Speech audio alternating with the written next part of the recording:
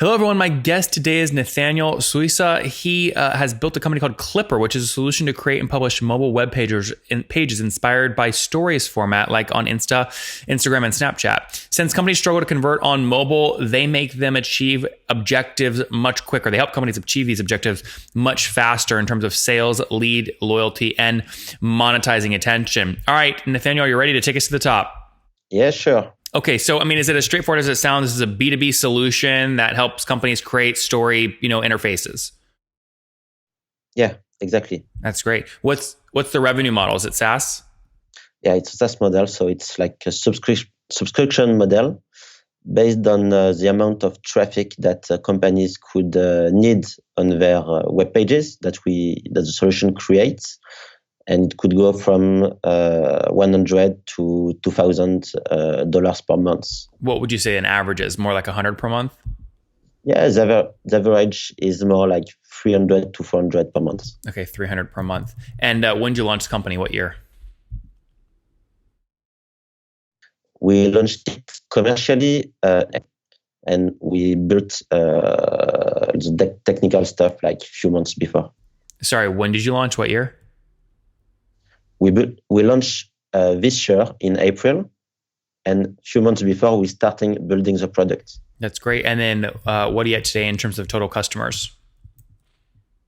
What do you mean? How many customers do you have? How many customers? Yeah, we have 20 customers that for an total amount of 10K of MRR.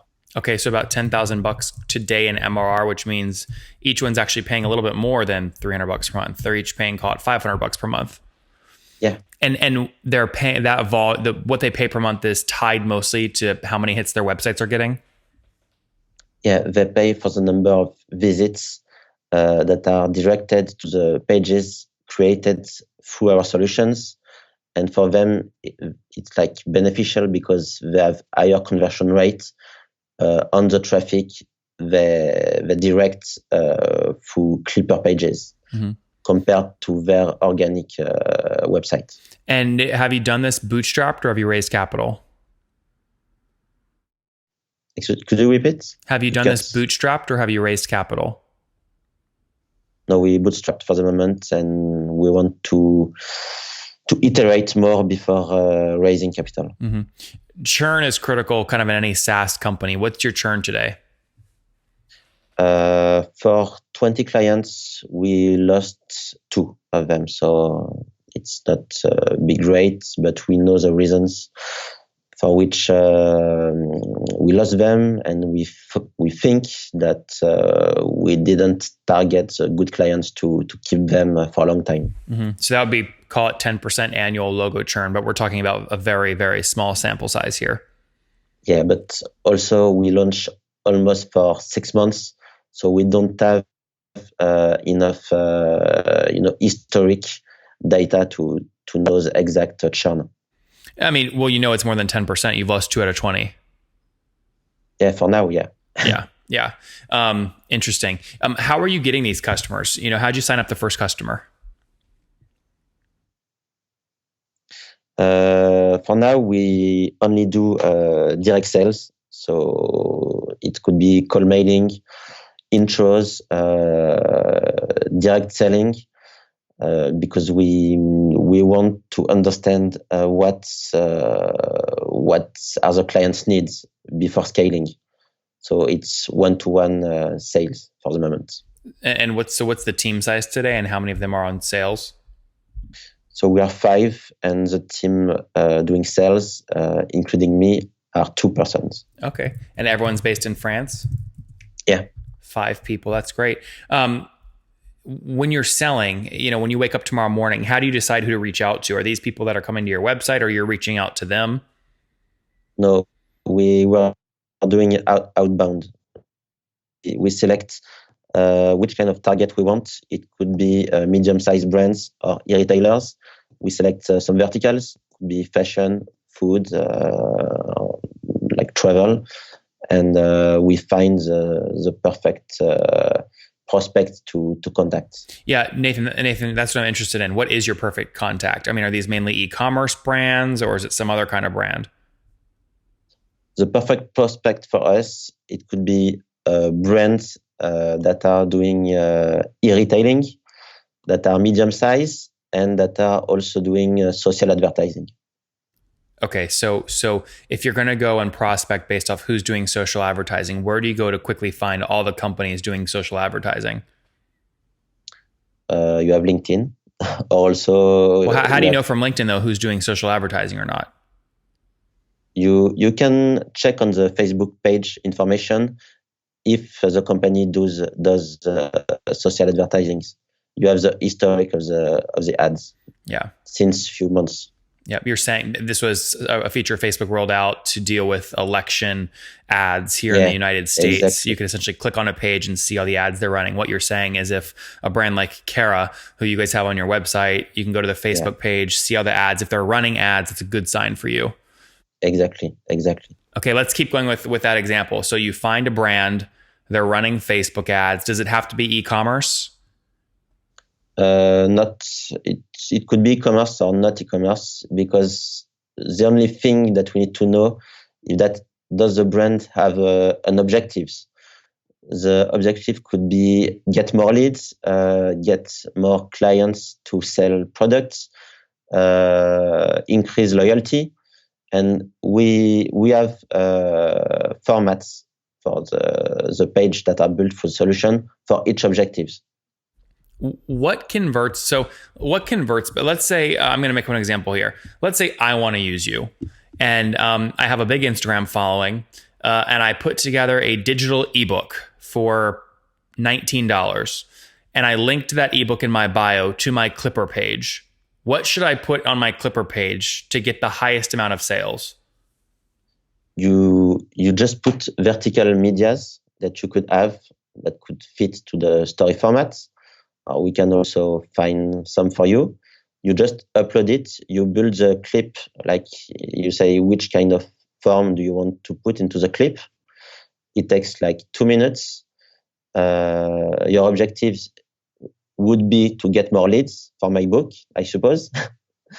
And it takes like 2 minutes to have the clip ready once you upload the media on it.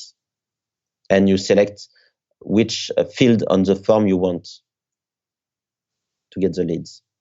And I mean, what I'm asking is what's good and what's bad. So if I drive 1,000 views to that Clipr page for my $19 ebook, and I ask for their email, and then on the second screen, I ask them to pay with PayPal, what would you consider really good in terms of conversion rate to email lead and conversion rate to actually buying the $19 ebook? I would try both, because you no, always it's not compare. Both. It's the same funnel. They land on the page, they put their email in, and the next step is they purchase. Yeah. So what do you mean? What is a typical funnel? I'm asking, you are the guy with the data on how this is converting. So if I drive 1,000 leads to my Clipr page, and how many of them putting in their email would be a good conversion rate? Oh, okay. What is a typical conversion rate that you have on your website? If it's we have a case of a client, the typical conversion rate without Clipr would be maybe 1% or 1.5%, and with Clipr we were able to double it. How if I wanted to send an email blast out to my 80,000 email subscribers, and I put a link in? Obviously, if they click the link via their desktop, I don't want them to go to the Clipr page. But if they click it via their mobile, I want them to go to the Clipr page. How could I handle that? When you build a clip with our solution, you have a special link.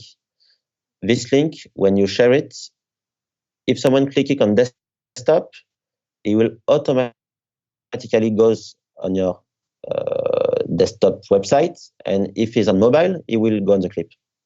For all the views that I drive to my website through your link, do you count that against my view total that you price me on? Yeah. Why though? You're not on the web. You're not on the website though, on a desktop. No. I didn't hear you well. We only count the number of visits that are going on the clips. To mobile. To mobile, yeah. Got it. Very cool. That's great. All right, let's wrap up here. But, well, by the way, are you guys doing any paid acquisition right now? And if so, what's your CAC? No. No For paid. now, It's we're too not early. doing acquisition. Yeah. So too early for that. Probably too earlier for lifetime value. Yeah. Because the maximum time that we have our clients, it's like 6 months. So we need to wait more for that. All right, let's wrap up here with the famous 5. Number 1, what's your favorite business book? It could be the Lean Startup. Number 2, is there a CEO you're following or studying? I listen a lot to Gary V, obviously, you know them, and I also read about Elon Musk, historical business techniques. Number 3, what's your favorite online tool for building your business? Online tool Yep. to build a business, commercially or in general? Your favorite tool? LinkedIn. Okay. Number 4, how many hours of sleep do you get every night? 6. And what's your situation? Married, single, kids? Single. No kiddos? No. All right. And how old are you, Nathaniel? 33. 33. Last question. What do you wish your 20-year-old self knew? To test the product without building it. Test product first before you invest in building it. Coming from Clipr, that's CLIPR.co. They just launched recently, a couple of months ago. Now they're serving about 20 customers, paying $500 a month, so 10 grand in monthly recurring revenue. They're bootstrap. They basically help you create Instagram and Snapchat like stories, but for B2B brands when they're looking to capture leads or drive additional sales. Team of 5 people based out there in France. Nathaniel, thanks for taking us to the top. Thank you so much.